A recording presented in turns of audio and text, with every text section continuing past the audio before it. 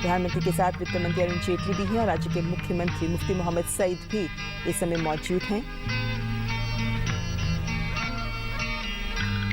गिरधारी लाल डोगरा जी की जन्मशती मनाई जा रही है और इसी संबंध में प्रधानमंत्री आज जम्मू में हैं और इस फोटो प्रदर्शनी में भी गिरधारी लाल डोगरा जी के जन्म के बारे में, उनके राजनीतिक सफ़र के बारे में जानकारी चित्रों के द्वारा प्रदर्शित की गई है। राजनेता गिरधारी लाल डोगरा जी को एक बड़ी राजनीतिक शख्सियत के तौर पर जाना जाता है और ज़मीन से जुड़े होने के बावजूद साथ साथ उन्होंने जिस तरीके के विकास कार्य किए, जिस तरीके की समाज सेवा में लगे हुए, सारे अपने राजनीतिक करियर को उन्होंने लोगों के और समाज के विकास में जिस तरीके से जोड़ा, उससे आज भी राजनीतिक शख्सियतें उनसे प्रेरणा लेती हैं।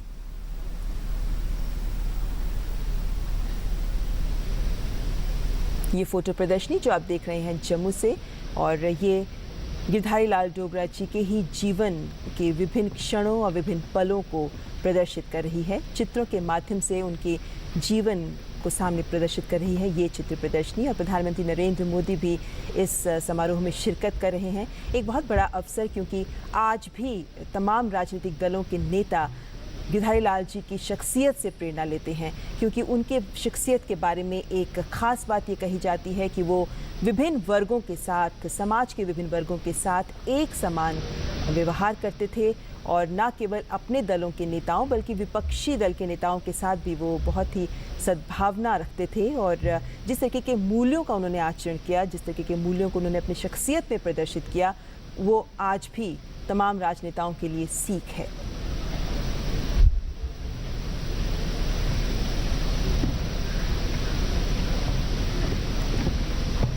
गिरधारी लाल डोगरा जो एक स्वतंत्रता सेनानी भी थे और उनका जन्म जम्मू कश्मीर में ही हुआ।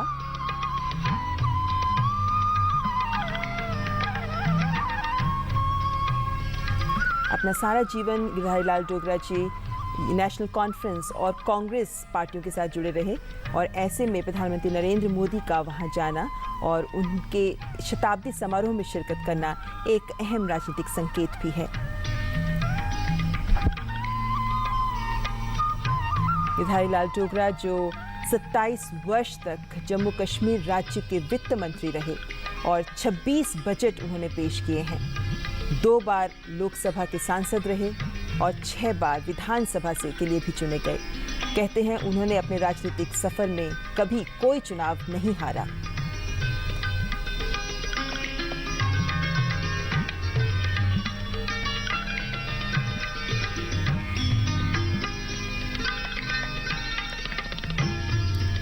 कठुआ जिले के भैया गांव में उनका जन्म हुआ था 100 साल पहले, यानी 17 जुलाई 1915 में। एक छोटे से गांव से जन्मे और उसके बाद सीढ़ी दर सीढ़ी राजनीतिक सफ़र तय करते हुए वो राज्य की सत्ता तक पहुंचे और वित्त मंत्री के रूप में उन्होंने राज्य के विकास की अहम पहलुओं पर कार्य किया। कहा जाता है कि कांडा क्षेत्र में उन्होंने ही भूजल या हैंडपंप पहुंचाया और जिसके बाद उस क्षेत्र का विकास भी हुआ। सभी पार्टियों से ऊपर थे गिरधारी लाल डोगरा।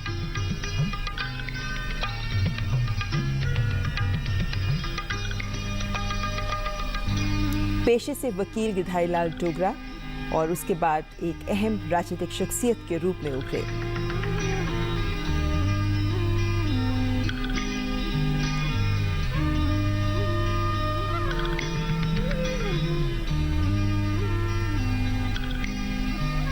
गिरधारी लाल डोगरा जिनकी राज्य के तमाम बड़े नेताओं के साथ बहुत ही अच्छे संबंध थे, मधुर संबंध थे। दलगत राजनीति से ऊपर थे गिरधारी लाल डोगरा। शेख मोहम्मद अब्दुल्ला, बख्शी गुलाम मोहम्मद सादिक, सभी के साथ उनके बहुत गहरे संबंध रहे। उनके पूरे राजनीतिक जीवन का एक ही उद्देश्य था, एक ही लक्ष्य था और वो था समाज सेवा।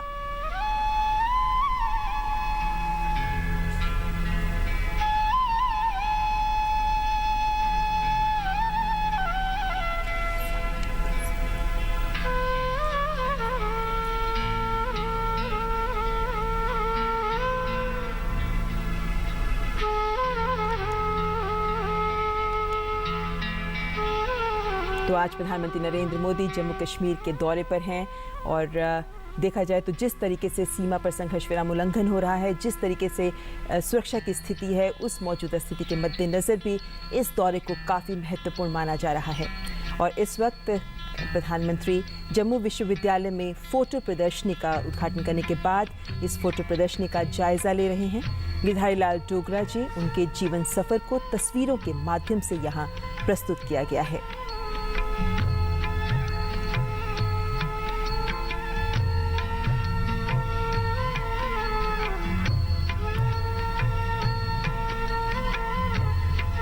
गिरधारी लाल डोगरा जी वो राजनीतिक शख्सियत थे जिन्होंने आज़ादी के बाद राजनीतिक सफ़र में कई अहम पड़ाव हासिल किए और जम्मू कश्मीर राज्य की राजनीति में तो उनका बहुत ही महत्वपूर्ण रोल रहा।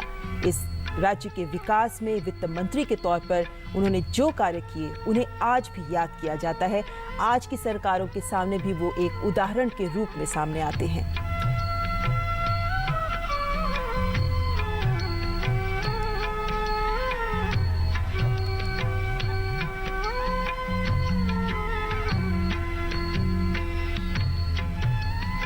वक्त के साथ हम देखते हैं जिस तरीके से राजनीति जातिगत समीकरणों के बीच उलझती जा रही है, उनके बीच ऐसे परिदृश्य में गिरधारी लाल डोगरा जैसे राजनेता एक अनुपम उदाहरण पेश करते हैं राजनेताओं के लिए। और राजनीति केवल पद के लिए नहीं होती, बल्कि राजनीति समाज सेवा के लिए होती है। इसी को लक्षित किया, इसी को परिलक्षित किया गिरधारी लाल डोगरा ने अपने पूरे जीवन में। और यही वजह है कि आज भी जम्मू कश्मीर की राजनीति की बात की जाए तो उसमें गिरधारी लाल डोगरा का नाम सबसे ऊपर आता है।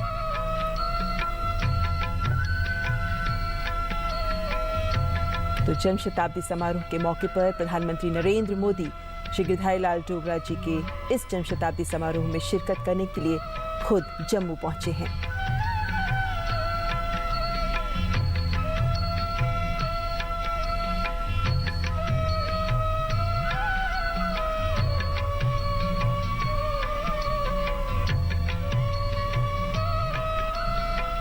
ये दृश्य आप देख रहे हैं सीधे जम्मू से। अब से कुछ ही देर में प्रधानमंत्री नरेंद्र मोदी यहाँ एक जनसभा को भी संबोधित करेंगे। और गिरधारी लाल डोगरा की जन्मशती समारोह यूँ तो साल दर साल मनाई जा रही है, लेकिन इस बार प्रधानमंत्री नरेंद्र मोदी ने शिरकत की है इस जन्मशती समारोह में, और एक ऐसे राजनेता के जन्मशती समारोह में जहाँ जो सारी जिंदगी नेशनल कॉन्फ्रेंस और कांग्रेस के साथ जुड़े रहे। लेकिन प्रधानमंत्री का यहाँ शिरकत करना ये दर्शाता है कि जो राजनेता अपने दलगत राजनीति से ऊपर उठकर समाज के लिए समर्पित भाव रखते हैं और समाज कल्याण के लिए काम करते हैं, उन्हें आज भी याद किया जाता है और वो आज भी सबके लिए एक प्रेरणा का स्रोत बने हैं। प्रतिनिधियों, ट्रस्ट के सदस्यों और उपस्थित देवियों और सज्जनों का स्वागत। तो गिरधारी लाल डोगरा मेमोरियल ट्रस्ट द्वारा ये जन्मशती समारोह आयोजित किया गया है। आपके नाम से लोकप्रिय थे। अपने सर्वे के और जब ये हर साल जन्मशती समारोह, जिस तरीके से इस बार जन्मशती समारोह आयोजित किया गया है, लेकिन हर साल 17 जुलाई को समारोह आयोजित किया जाता है गिरधारी लाल डोगरा की याद में। और ऐसे में तमाम तरीके के कल्याणकारी कार्यक्रम भी आयोजित किए जाते हैं, जैसे ब्लड डोनेशन कैंप्स या सोशल वेलफेयर कैंप्स, और उनके जरिए आम जन तक समाज सेवा पहुंचाने की कोशिश की जाती है इस ट्रस्ट के द्वारा।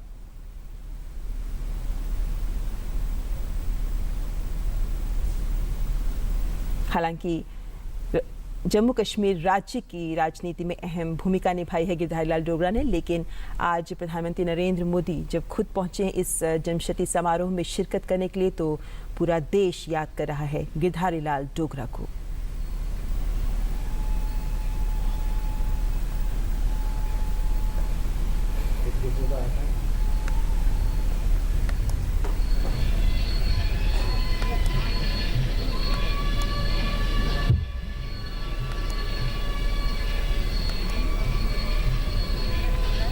ये सीधे दृश्य आप देख रहे हैं जम्मू से, जहां जम्मू विश्वविद्यालय में प्रधानमंत्री पहुंचे हैं गिरधारी लाल डोगरा के जन्मशती समारोह में शिरकत करने के लिए। और इस वक्त मंच की ओर आगमन कर रहे हैं प्रधानमंत्री नरेंद्र मोदी। प्रधानमंत्री श्री नरेंद्र मोदी जी मंच पर पधार चुके हैं। हम आपका तहे दिल से स्वागत करते हैं। प्रधानमंत्री जी के साथ साथ हम मंच पर स्वागत करते हैं महामहिम राज्यपाल श्री NN वोरा जी, भारत सरकार के वित्त, कॉर्पोरेट अफेयर्स, सूचना एवं प्रसारण मंत्री श्री अरुण जेटली जी, मुख्यमंत्री जनाब मुफ्ती मोहम्मद सईद, नेता विपक्ष राज्यसभा जनाब गुलाम नबी आज़ाद, केंद्रीय मंत्री डॉक्टर जितेंद्र सिंह, वरिष्ठ नेता तथा सांसद डॉक्टर कर्ण सिंह एवं उप मुख्यमंत्री डॉक्टर निर्मल सिंह जी का जोरदार तालियां हो जाएं एक बार फिर से।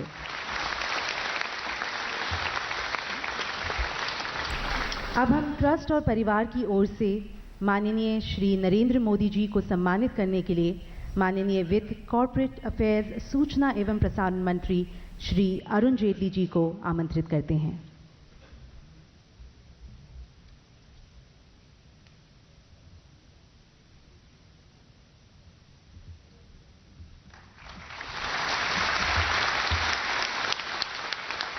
अब मैं श्री अरुण जेटली जी से अनुरोध करूंगी कि वे एकत्र जनसमूह का स्वागत करें। श्री अरुण जेटली जी।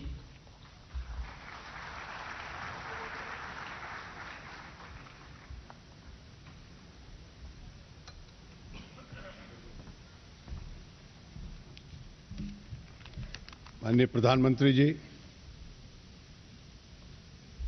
महामहिम राज्यपाल जी, जम्मू कश्मीर के मुख्यमंत्री मुफ्ती साहब, राज्यसभा में प्रतिपक्ष के नेता श्री गुलाम नबी आज़ाद जी, इस देश के वरिष्ठ विचारक और नेता डॉक्टर करण सिंह जी,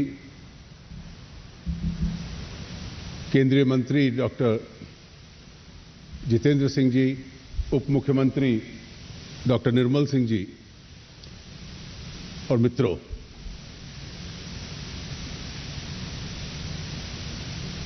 आज डोगरा साहब का शताब्दी जन्म दिवस है और उस शताब्दी जन्म दिवस मनाने के उपलक्ष्य में हम सब लोग यहां एकत्रित हुए हैं। डोगरा साहब की स्मृति में जो ट्रस्ट चलता है, उनके परिवार के निकटतम सदस्यों और मित्रों द्वारा उनकी याद में उस ट्रस्ट ने आज इस कार्यक्रम का आयोजन किया है। आज के इस कार्यक्रम के बहुत महत्व हैं। डोगरा साहब की स्मृति में इस कार्यक्रम का आयोजन हो रहा है, ये अपने आप में महत्व है और भारतीय लोकतंत्र की ताकत भी इससे प्रकट होती है कि जम्मू कश्मीर के जितने भी मुख्य धाराओं में लगे लोग हैं, उस सब के प्रतिनिधि यहां पर मौजूद हैं। ट्रस्ट ने डॉक्टर फारूक अब्दुल्ला साहब को भी निमंत्रण दिया था, अभी वो स्वास्थ्य लाभ करके पहुंच नहीं पाए, इसलिए उनको अनुपस्थित रहना पड़ा। वो यहां होते तो वो भी शामिल होते। मैं विशेष रूप से माननीय प्रधानमंत्री जी का और मंच पर मौजूद सभी महानुभावों का आभारी हूं कि इस कार्यक्रम के लिए उन्होंने अपना समय निकाला।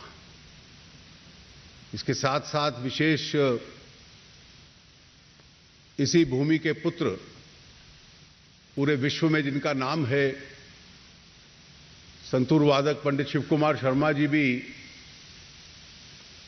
इस कार्यक्रम के लिए विशेष रूप से आए हैं, जिन्होंने इस सूबे की एक कला को पूरी दुनिया में प्रसिद्ध किया है। मैं उनका भी हृदय की गहराई से बहुत आभार व्यक्त करता हूं। शायद इस मंच पर डॉक्टर करण सिंह जी से को लेकर कई अन्य लोग ऐसे हैं जिनको डोगरा साहब का अनुभव बहुत पुराना था। शायद डॉक्टर साहब का सबसे पुराना होगा। जब डॉक्टर साहब 40 के दशक में पहली बार सदर रियासत बने तो डोगरा साहब जम्मू कश्मीर सरकार के उस वक्त वजीर थे। कभी चुनाव नहीं हारे और 26 बजट फाइनेंस मिनिस्टर की हैसियत में उन्होंने पेश किए।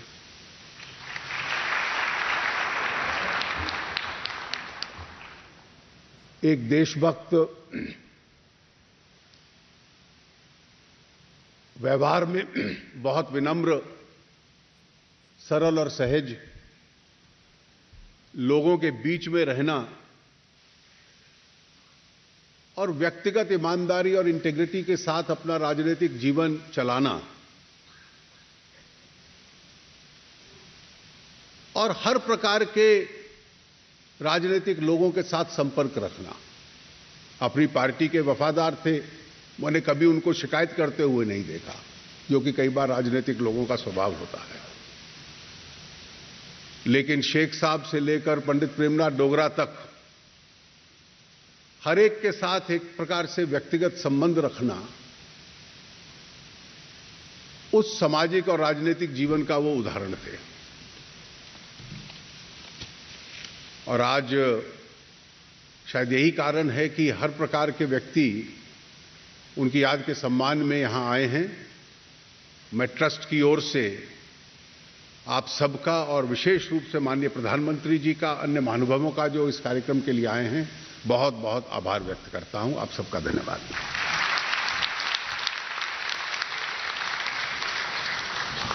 धन्यवाद जेटली जी। देवियों संजनों, अब मैं पंडित शिव कुमार शर्मा जी को मंच पर आमंत्रित करती हूं कि वे अपने संगीत से हम सभी को मंत्रमुग्ध करें। जोरदार तालियां हो जाएं पंडित शिव कुमार शर्मा जी के लिए।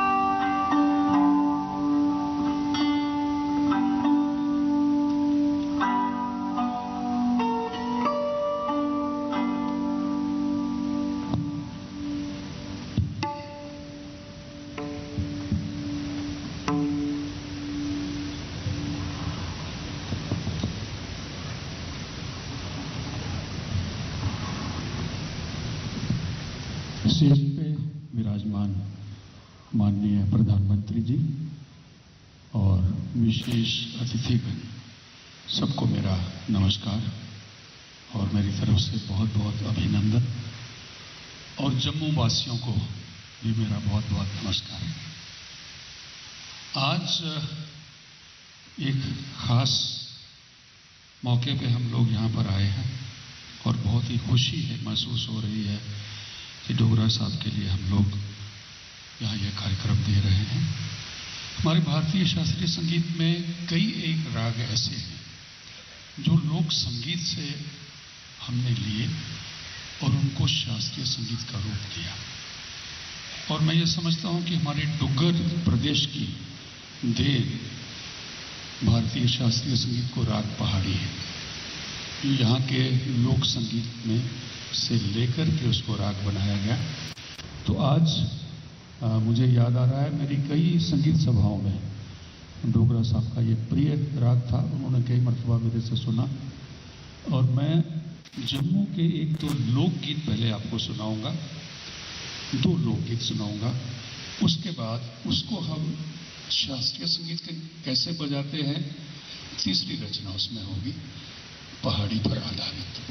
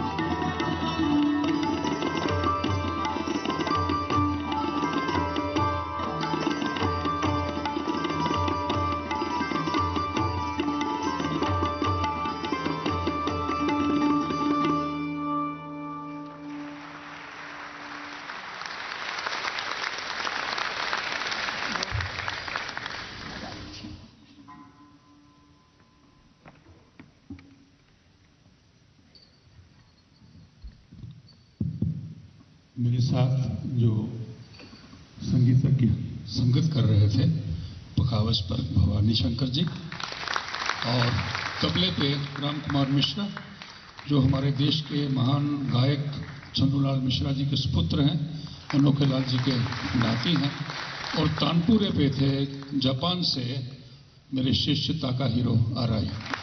धन्यवाद। एक बार जोरदार तालियां हो जाएं पंडित जी के लिए। बहुत बहुत धन्यवाद पंडित जी आपका। दीदियों सज्जनों, अब मैं डॉक्टर कर्ण सिंह जी को आमंत्रित करती हूं कि और उनसे अनुरोध करती हूं कि वे कुछ शब्द कहें। जोरदार तालियां हो जाएं डॉक्टर कर्ण सिंह जी के लिए।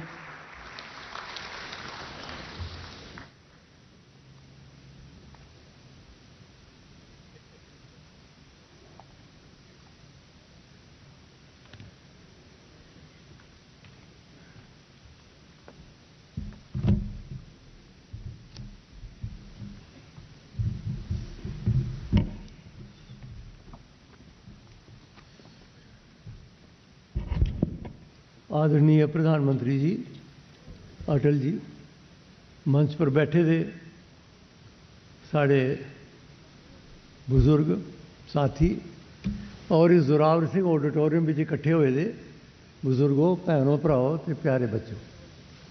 अज असें इस गल की बड़ी खुशी है कि पंडित गिरधारी लाल डोगरे की जन्म शताब्दी के उपर श्री नरेंद्र भाई मोदी खास तौर पर इतने प्रधानमंत्री जी आए हैं।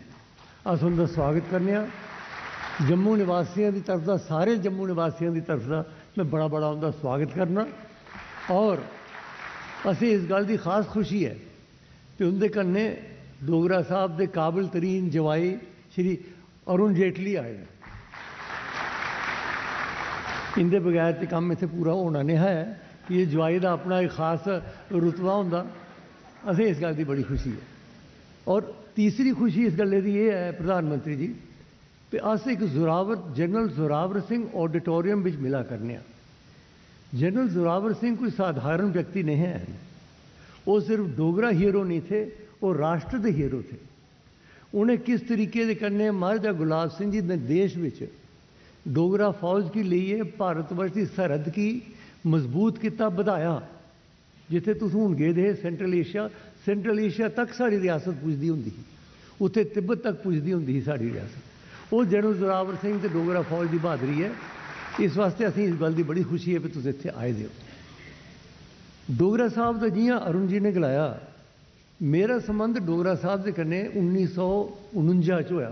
66 साल हुई है, बड़ा अरसा होंदा 66 साल। मैं 18 साल का हाँ, वो मेरे समझे मेरे तो 10-15 साल बड़े है। तो उसले का उनके कन्ने बड़ा अच्छा साड़ा सुगम संबंध रहा। 52 सदरे रियासत बनया। कई बार उन्हें मैं शपथ दी, जियां उन्हें दसिया फाइनैंस मिनिस्टर उन्हें 25-26 साल फाइनैंस मिनिस्टर रहे। ये रिकॉर्ड हो सकता और मैं मतलब दुनिया कदें कोई 26 साल नहीं रहा हो। और उसका बड़ा रिकॉर्ड ये है कि बिल्कुल बेदाग रहे। इन्ने साल मंत्री रहने के बाद कदे उनके पर कोई दाग नहीं लगा। बिल्कुल साफ सुथरे आदमी थे। जमीन कन्ने मिले दे लोग थे। जिसले कुछ जाना तो भुइयां बेही आना उनके कन्ने। और बड़े मुदब्बर, बड़े समझदार आदमी थे। जम्मू कश्मीर की सियासत में उतार चढ़ाव बड़े होंगे आए, नहीं पता सारे गल का। लेकिन डोगरा साहब जोड़े थे वो एक स्तंभ की तरह, वो राष्ट्रीय हित वास्ते और साढ़े देश के भलाई के वास्ते वो हमेशा बड़ी अच्छी राह देंदे होंदे हे। और जिसले मैं इलैक्शन लड़ना शुरू कीतियां उस वेले वो हमेशा अक्सर मेरे कन्ने रहिंदे। और अस जंदे होंदे साढ़े इलाके च कठुए, उधमपुर से डोडा ते सनांदे होंदे हर एक जगह की ये कहानी है, ये हिस्टरी है, इयां करना चाहिए, इयां करना चाहिए। बड़ा कुछ मैं उनके तो सीखिया। मैं मशकूर आऊँगा। मजाकी भी बड़े है प्रधानमंत्री जी। एक बारी नहीं आखन लगे कि ये तो तुसें सुने दा होग भी कई बारी नेता बोलते लोग सही जाते। मैं हाँ सुने दा।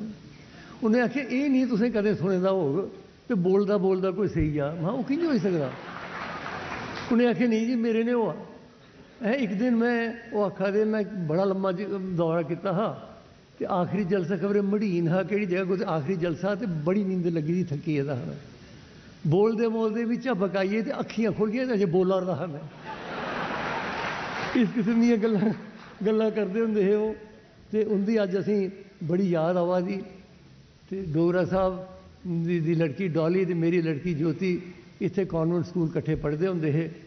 उस वेले साढ़ा संबंध बने दा और मिगी उन्हें जिस वेले आख्या कि 100 साल के उपर मैं इत्थे हाजिर होना, मैं जरूर होना। और डोगरा साहब के कन्नै मेरी बड़ियां यादां न। इसलिए मौका नहीं है कि ज़्यादा गल करां। मैं सिर्फ एक तो प्रधानमंत्री जी ते अटल जी का स्वागत करना चाहना, इस अटल जी साथ अरुण जी का, तो दूआ यह है कि मैं डोगरा साहब की जन्म शताब्दी के उपर उन्हें भावभीनी श्रद्धांजलि अर्पित करना। बड़ा बड़ा धन्यवाद।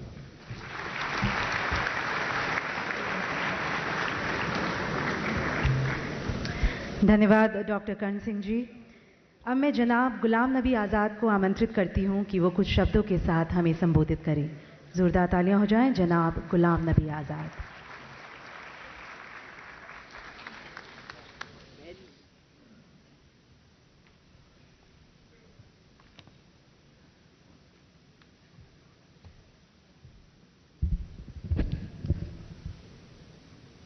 प्रधानमंत्री जनाब नरेंद्र मोदी साहब, रियासत के राज्यपाल जनाब वोरा साहब, चीफ मिनिस्टर जनाब मुफ्ती मोहम्मद सईद साहब, फाइनेंस मिनिस्टर अरुण जेटली साहब, हम सब के बुजुर्ग leader doctor Karan Singh ji, Jitendra Singh ji, doctor Nirmal Singh ji और डोगरा साहब की सुपुत्रियां संगीता जी और निधि जी और उपस्थित सभी साथियों,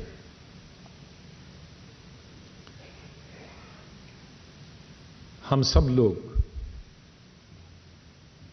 आज डोगरा साहब की जन्म शताब्दी मनाने के लिए जमा हुए। जब डॉक्टर करण सिंह जी और उससे पहले अरुण जेटली जी बता रहे थे कि 26 फाइनेंस बजट उन्होंने पेश किए, तो मैं देख रहा था कि देश में कितने ऐसे मंत्री होंगे जिन्होंने फाइनेंस मिनिस्ट्री में रहकर 26 साल बजट पेश किए होंगे, और उनमें से क्या एक भी होगा जो डोगरा साहब की तरह होगा जिनके पास घर नहीं।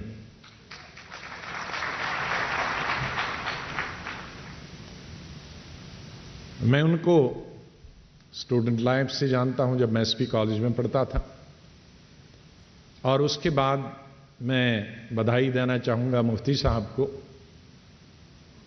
कि उन्होंने जब वो प्रदेश कांग्रेस कमेटी के सदर थे और डोगरा साहब सीएलपी के लीडर और बाद में लीडर अपोजिशन रहे और मैं यूथ कांग्रेस का स्टेट प्रेसिडेंट था, इन्होंने बहुत घुमाया हमको। तो उस वक्त उनकी जो भाषण सुनने का अवसर प्राप्त हुआ वो जमीन से जुड़े हुए थे। आज हम जो भाषण करते हैं, शहर में भी वही भाषण करते हैं, गांव में भी वही भाषण करते हैं, लेकिन उनसे एक बात मैंने सीखी कि शहर में उसी जबान का इस्तेमाल करो जो शहर वाले जानते हैं, और वही भाषण अगर देहात में करना होगा तो वहां कौन से शब्दों का इस्तेमाल करना होगा, प्रयोग करना होगा जो सिर्फ गांव वाले समझ जाएं। यह भी एक कला थी। इतने पढ़े लिखे होने के बावजूद भी, लाहौर से ग्रेजुएशन होने के बावजूद उन वक्त तो बीए ढूंढना बड़ा मुश्किल, आज़ादी से पहले 40s में बड़ा मुश्किल होता था, अर्ली 40s, और उस वक्त लॉ ग्रेजुएशन करके इतना सादा होना अपनी पूरी जिंदगी में, ये कोई सीखे तो डोगरा साहब से। मैं इस नतीजे पे पहुंचा कि किसी भी आदमी का बड़ापन उसकी दौलत से नहीं पहचाना जाता। मैंने बहुत बड़े बड़े पूंजीपतियों को भी, और जो नेता हैं जो पूंजीपति रहे हैं या पैसा जिनके पास रहा है, उनके शताब्दियां भी देखी हैं, जन्मदिन भी देखे हैं, मृत्यु दिन भी देखे हैं। लेकिन डोगरा साहब इस हाल में और हाल से बाहर कौन नहीं जानता कि हार्ड कोर 24 कैरेट कांग्रेसमैन थे, इससे किसी को इनकार नहीं। और पूरा जीवन उन्होंने कभी समझौता नहीं किया अपनी विचारधारा से, अपने सिद्धांतों से, नीतियों से। लेकिन आज इस मंच पर और मंच से नीचे अलग अलग विचारधाराओं के लोग हैं, बल्कि हम कहेंगे कि जितनी हमारे मुल्क में विचारधाराएं स्टेट में है, उनके मानने वाले, जानने वाले और प्रधानमंत्री स्वयं यहां मौजूद। इससे डोगरा साहब के बड़ेपन का एहसास आज होता है इस हाल के अंदर, कि जब इंसान के अंदर कुछ गुण होते हैं तो फिर विचारधारा से हटकर भी आदमी कोई झिझक नहीं होती है उनके जन्मदिन में शामिल होने के लिए। हम सबको अल्लाह ताला भगवान उनसे सीखने, उनके आदर्श, उनकी सादगी, उनकी ऑनेस्टी, उनकी इंटीग्रिटी और उनकी जो विचारधारा है, कभी उन्होंने कंप्रोमाइज नहीं किया, न रीजनलिज्म पे, न कम्युनलिज्म पे और न ही कास्टिज्म पे।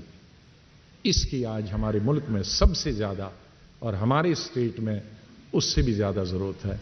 इन्हीं शब्दों के साथ मैं उनको श्रद्धांजलि अर्पित करता हूं। बहुत बहुत धन्यवाद।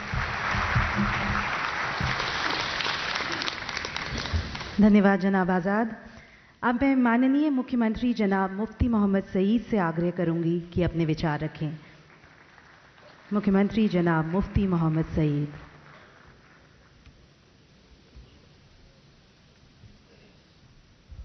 देश के प्रधानमंत्री नरेंद्र मोदी जी और हमारे गवर्नर आनंद वोरा जी, हमारे मित्र गुलाम नबी आज़ाद साहब, doctor Karan Singh ji, Arun Jaitley ji, doctor Jitendra Singh ji, deputy chief minister Nirmal Singh ji, साथियों, मैं याद करता हूं, मैं 59 में मैंने अलीगढ़ से लॉ पास किया, तो मैं यहाँ आया।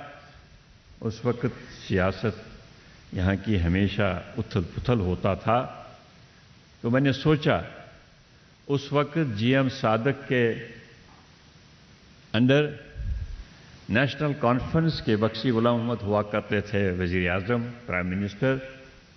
एक अपोजिशन पार्टी बनी थी डेमोक्रेटिक नेशनल कॉन्फ्रेंस, उसके जम्मू के रूही रवां थे डोगरा साहब और उनके साथ यहाँ के बहुत सारे साथी, कृष्णदेव सेठी, सैयद मीर कासिम जी टीदार।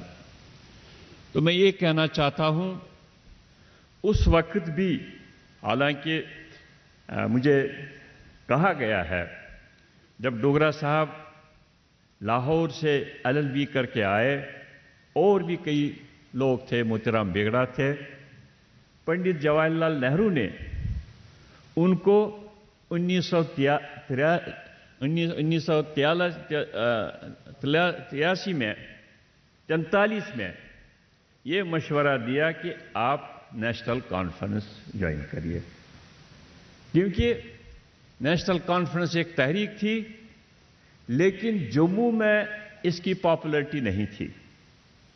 उस वक्त पंडित जवाहरलाल नेहरू की सोच आगे थी, ये आने वाली जमात है और जम्मू की लीडरशिप के साथ इसका सहयोग होना चाहिए। इस तरह डोगरा साहब, मैं कहता हूं, रूलिंग पार्टी की हैसियत से नहीं बल्कि अपोजिशन में भी रहे।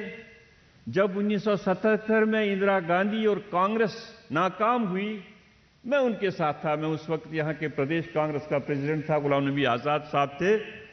जगह जगह होके उन्होंने मोबिलाइज किया।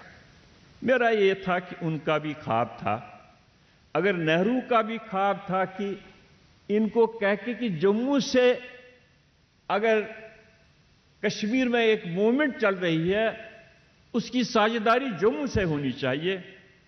आज भी मेरा यही ख्वाब है। हम कश्मीर को, जम्मू कश्मीर को देश से जोड़ना चाहते हैं, लेकिन हम जम्मू को कश्मीर से जोड़ नहीं पाए। मैं आपसे वादा करता हूं, जैसे 2002 से लेकर 2005 तक हमने हर एक प्रांत से, हर एक रीजन से, चाहे लद्दाख है, चाहे जम्मू है, चाहे कश्मीर है, हमने इंसाफ किया, न्याय किया। मैं कहता हूं ये बदल देंगे हम बीपी सिंह कहते थे politics is art of possibility, managing contradiction. मैं नहीं कहता हूं मैनेजिंग कंट्रडिक्शंस, मैं कहता हूं मेरा ख्वाब है सबका साथ अगर होगा हम कंट्रडिक्शंस को रिजॉल्व करने की कोशिश करेंगे। जम्मू कश्मीर के लोग कुछ नहीं चाहते हैं। मैं भी रहा हूं, कांग्रेस में रहा हूं, मैं हिंदुस्तान का होम मिनिस्टर रहा हूं। बड़ी सख्ती करनी पड़े, अगर हमारे जमाने में उनको गुड गवर्नेंस का, अच्छी हुकूमत, अगर उनको न्याय मिला, अगर उनकी तरक्की हुई, अगर उनको करप्शन फ्री एडमिनिस्ट्रेशन मिली, मेरा साथ कैसे दिया? मेरे पास 2010-2011 में राजनाथ जी आए थे, रविशंकर प्रसाद जी आ गए, मेरे घर पर खाने पर आए, उन्होंने वो किया, ये किया कश्मीरी के बारे में। जैसे मैंने कहा मैं कौन हूं, आई एम हियर। अगर उमर अब्दुल्ला की हुकूमत फेल होती है, यहां एक मेन स्ट्रीम पार्टी है पीपल्स डेमोक्रेटिक, वो फेल हो जाए, हम आ जाएं। तो इसलिए हमारी यही कोशिश होगी, जो एक किस्म की डिस्क्रिमिनेशन, जो कहते हैं हमारे साथ इंसाफ नहीं हुआ, हमारा ये मॉडल होगा, हमारा ये मकसद होगा, जम्मू और कश्मीर लद्दाख को कंधे से कंधा मिला के चले। मैं आपने यही, ये जो मैं नाता जोड़ा है, मुफ्ती मोहम्मद सईद को कोई कुर्सी का शौक नहीं, मैंने जो हाथ जोड़ा है, जब मैं कभी कहता हूं नॉर्थ पोल साउथ पोल, इसलिए जोड़ा है। मेरी जिंदगी की तमन्ना है ये जो कश्मकश है खत्म हो जाए, एक अच्छा माहौल बन जाए। मैं फिर पुराने अपने साथी जीएल डोगरा साहब, जिसके साथ मैं कहता हूं गली गली गया हूं, 1977 में चंदा जमा करने के लिए इंदिरा गांधी को आना था यहां जलसे में, मैंने उनका देखा है, कितना उनकी अपोजिशन में भी कितना देखा, ईमानदार आदमी। जैसे अरुण जेटली ने कहा कभी वो नाकाम ही नहीं हुए चुनाव में, हमेशा हीरानगर याद करते हैं। जब किसी को कहते हैं अपने कॉन्स्टिट्यूएंसी से कहते हैं हीरानगर, देख लीजिए डोगरा साहब। मैं उनके आत्मा को, उनको खुदाई अकीदत पेश करता हूं और मशकूर हूं जिन्होंने ये दिन मनाया, उनका भी मशकूर हूं, उनकी यादें हमने ताज़ा की। शुक्रिया।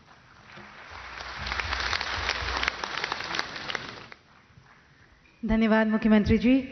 देवियों सज्जनों, अब मैं भारत के माननीय प्रधानमंत्री श्री नरेंद्र मोदी जी से अनुरोध करूंगी कि हमें संबोधित करें। माननीय श्री नरेंद्र मोदी जी।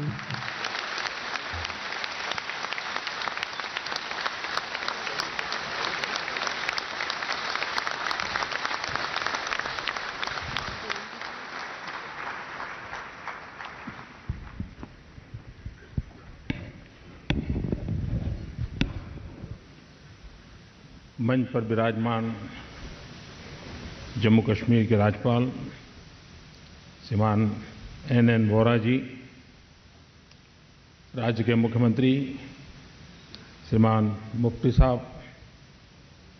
केंद्र में मंत्रिपरिषद के मेरे साथी श्रीमान अरुण जी, डॉक्टर जितेंद्र सिंह जी, राज्य के उप मुख्यमंत्री डॉक्टर निर्मल सिंह जी, देश के वरिष्ठ राजनेता और विचारक डॉक्टर करण सिंह जी, मेरे मित्र श्रीमान गुलाम नबी जी, उपस्थित प्यारे भाई और बहनों, ये कार्यक्रम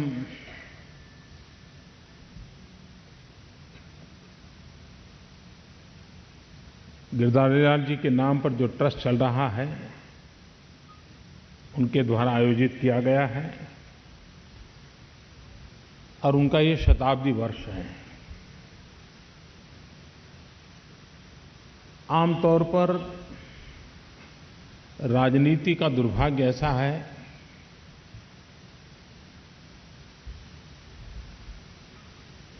कि मरने के बाद बहुत ही कम राजनेता जीवित रहते हैं।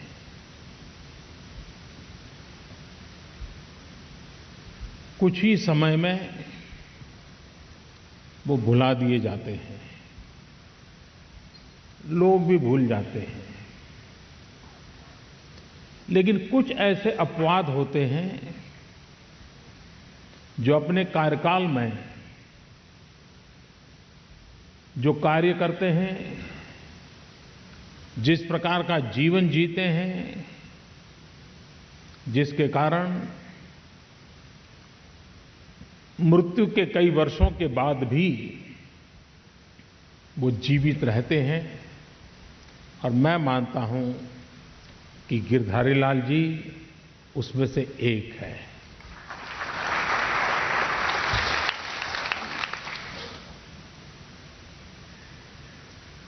मैं कल यहां आने से पूर्व देख रहा था उनके जीवन की तरफ।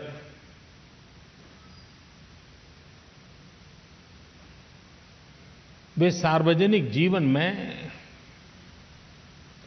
देशभक्ति की प्रेरणा से आए थे। वे तब सार्वजनिक जीवन में आए थे जब लेना, पाना, बनना ये दूर दूर तक नजर नहीं आता था। उस समय वो सार्वजनिक जीवन में आए थे और लाहौर की धरती पर आजादी के आंदोलन के साथ अपने को जोड़ा था। विद्यार्थी काल में भी उन्होंने आजादी के लिए कुछ न कुछ करना, इस प्रबल भावना के साथ अपने आप को जोड़ दिया था। और बाद में राजनीतिक यात्रा में जीवन का अधिकतम समय उनको सत्ता में रहने का अवसर मिला है। देश में 26 बार बजट देने का सौभाग्य शायद ही 2-4 लोगों को भी मिला नहीं है। 26 बार बजट देने के पीछे की 2 बातें साफ होती हैं।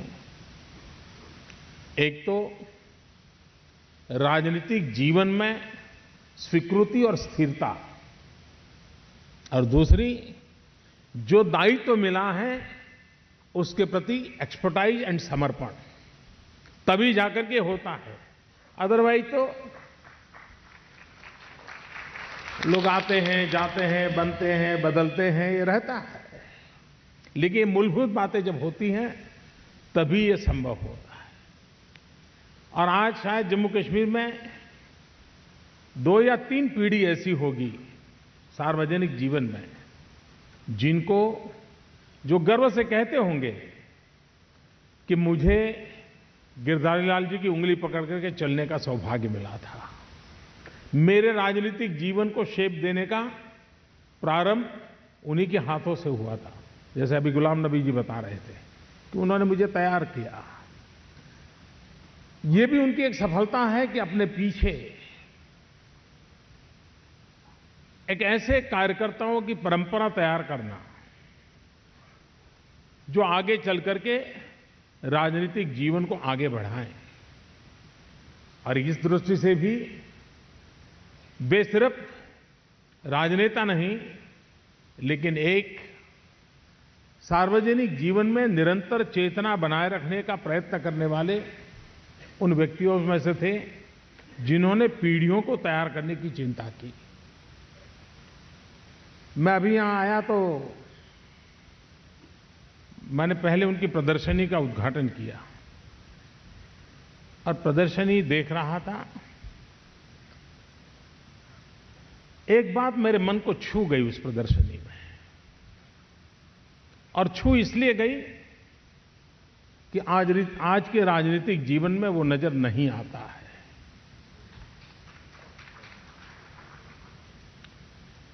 मैंने उनकी राजनीतिक जीवन यात्रा के जितनी तस्वीरें देखी, उन तस्वीरों में उनके परिवार का एक भी व्यक्ति कहीं नजर नहीं आता है।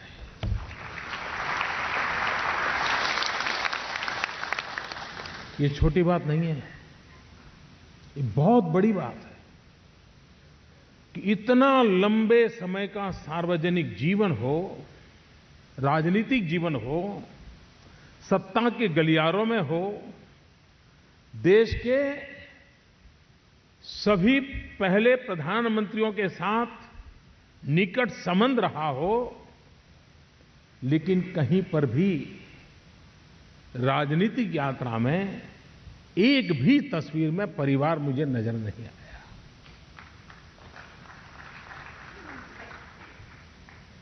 मैं कल्पना कर सकता हूं कि, और ये कठिन काम होता है, सरल नहीं होता है, अपनों की थोड़ी बहुत इच्छा रहती है, लेकिन अपने काम के समय भाई आप अपनी जगह पे, जब घर आऊंगा तब ठीक है।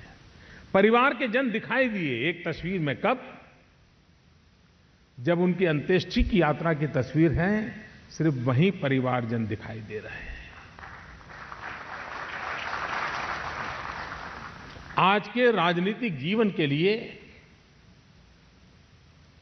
ये अपने आप में एक संदेश है। कभी कभार लोगों को लगता है कि भाई ये शताब्दी मनाना वगैरह क्या होता है। मैं मानता हूं यही सबसे बड़ा सबक होता है कि जब उनके जीवन को याद करते हैं, जो आज नजर नहीं आता है वो वहां नजर आता है, तो शायद कभी उस प्रकार से जीने की इच्छा कर जाती है, उस प्रकार से कुछ काम करने की इच्छा जग जाती है, वहीं से प्रेरणा मिल जाती है।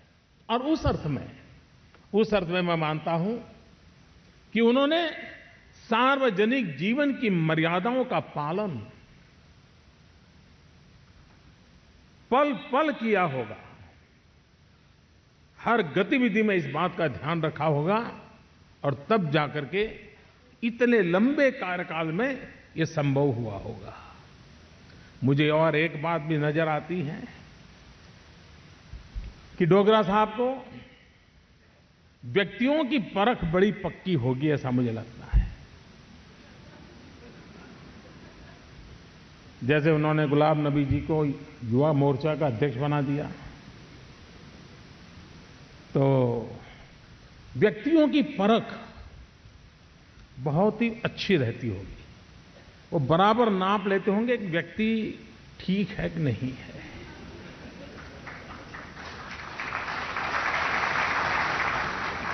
और उसका उदाहरण है उन्होंने जो दामाद चुने हैं।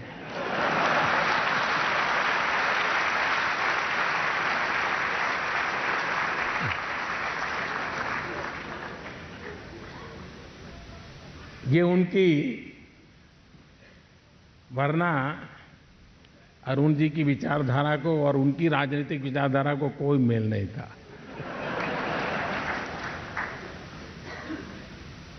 उसके बावजूद भी कुर्सी दे न दे, बेटी तो दी।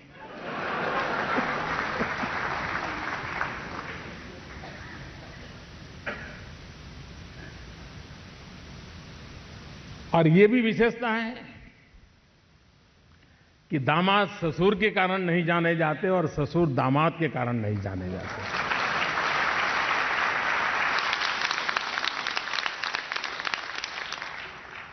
वरना इतने साल के सार्वजनिक जीवन में अरुण जी को कभी तो मन कर गया होगा कि ससुर इतने बड़ी जगह पे बैठे, लेकिन उन्होंने भी अपने आप को दूर रखा और उन्होंने भी इनको दूर रखा। आप अपना भाग्य अपने खुद तय कीजिए, मेरा जिम्मा मैं निभाऊंगा। और आज तो हम जानते हैं दामादों के कारण क्या क्या बातें होती है।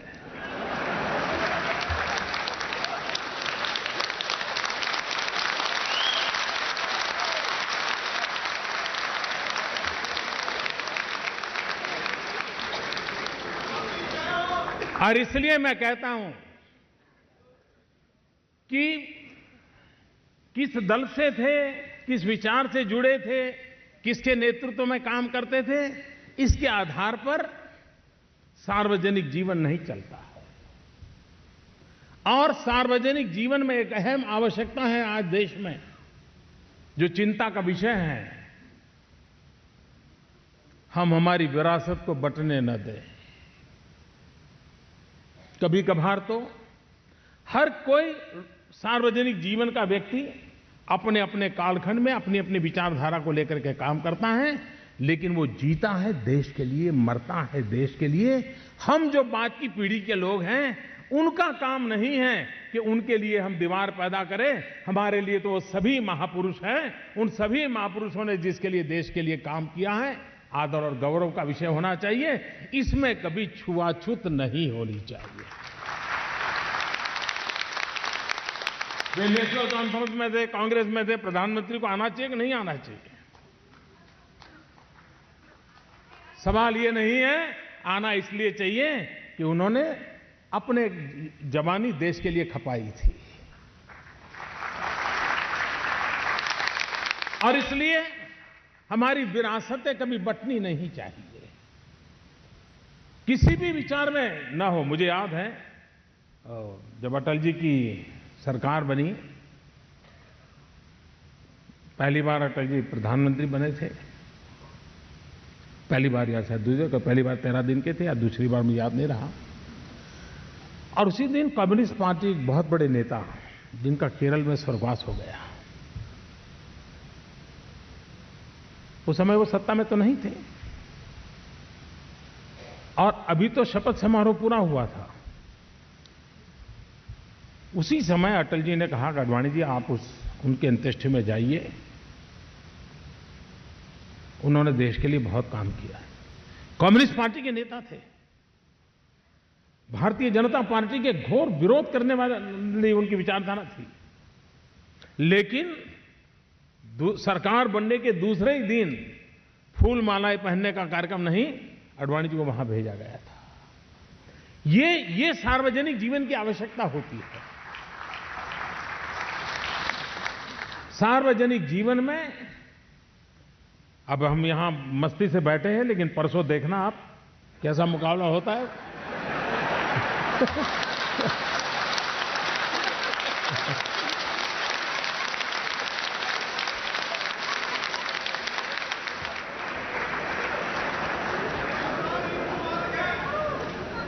ये लोकतंत्र का सहज गुणधर्म है।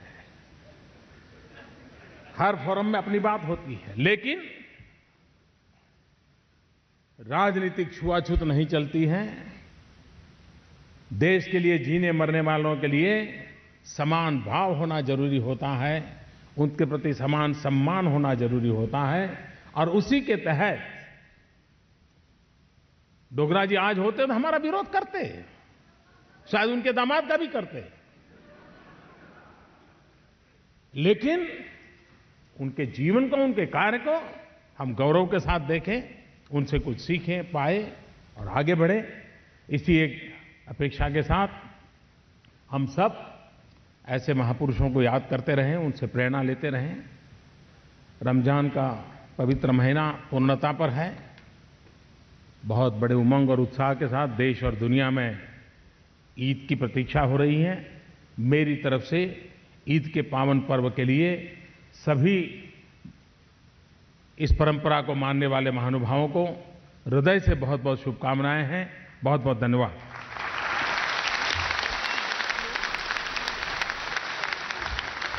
धन्यवाद प्रधानमंत्री जी, आपके प्रेरणादायक शब्दों के लिए आपका अनेक धन्यवाद। एक बार फिर से हमारे सर्वप्रिय प्रधानमंत्री के लिए जोरदार तालियां हो जाएं।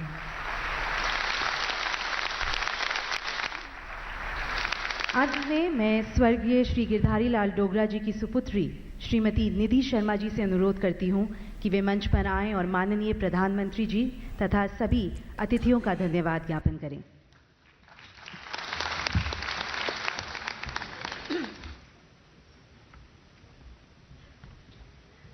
भारत के प्रधानमंत्री श्री